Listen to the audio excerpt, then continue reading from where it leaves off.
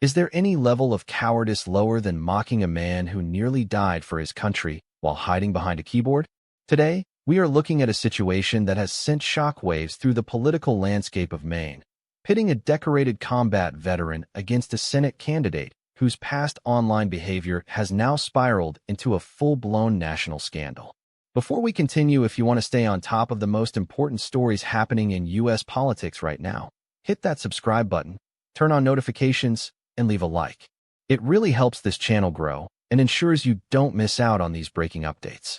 The story centers on Ted Daniels, a combat veteran and Purple Heart recipient who survived being shot 4 times during a 2012 clash with Taliban fighters.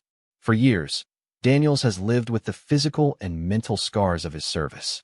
However, he recently discovered that Graham Plattner, a Maine Senate candidate and fellow veteran, had been harboring a deep, visceral hatred for him for years. In a resurfaced, now-deleted Reddit post from 2019, Plattner, posting under the username P-Hustle, wrote that a video of Daniels being shot never gets old. He went on to call Daniels a dumb motherfucker who didn't deserve to live.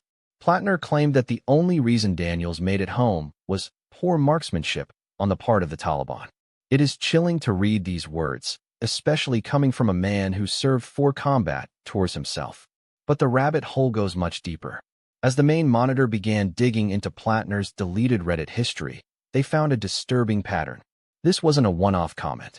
Plattner's account was filled with vitriolic, extremist rhetoric. He allegedly attacked the late Navy SEAL legend Chris Kyle, insulted police officers, expressed support for Antifa, and even praised Hamas military tactics. He openly described himself as a communist and a socialist in his posts. When Ted Daniels finally confronted these comments, his reaction was clear and cutting. He didn't mince words, calling Plattner a coward for hiding behind an anonymous screen name to attack those who actually served. Daniels argued that this behavior stems from an inferiority complex. He pointed out that people like Plattner are emboldened by the anonymity of the internet, believing they can say anything without facing the consequences of their words. Daniels hit the nail on the head when he suggested that Plattner might be ashamed of his own service, leading him to lash out at those who wear their service with pride. What does this mean for the upcoming Senate race? It signifies a massive breach of trust. A candidate for public office is expected to hold a certain standard of decorum, empathy, and integrity. When a prospective senator is caught mocking the wounded, cheering on enemies of the state, and utilizing homophobic or hateful language, it raises a fundamental question about their judgment and character. Can a man who attacks American heroes as a hobby ever truly represent the interests of the American people? The political fallout is already beginning. Republican Senator Susan Collins is now facing an opponent who is not just ideologically polarized, but seemingly unhinged in his approach to personal attacks. This isn't just a liberal versus conservative debate anymore. It's a question of basic human decency. Plattner has claimed that the comments reflect his past, yet the sheer volume and venomous nature of his online persona suggest a deeply ingrained pattern of hostility that most voters find completely disqualifying. We have to ask ourselves, how much of what a candidate says online reflects their true ability to lead?